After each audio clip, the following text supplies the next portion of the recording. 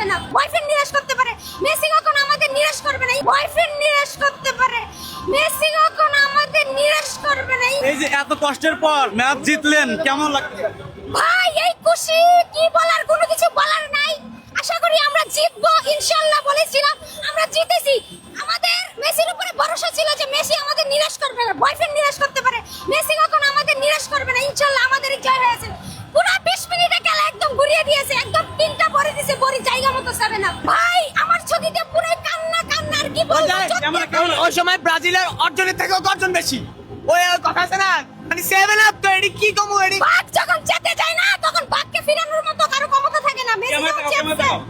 Messi যখন চেতে গেছে একদম তিনটা 3 পিস ভরে দিচ্ছে।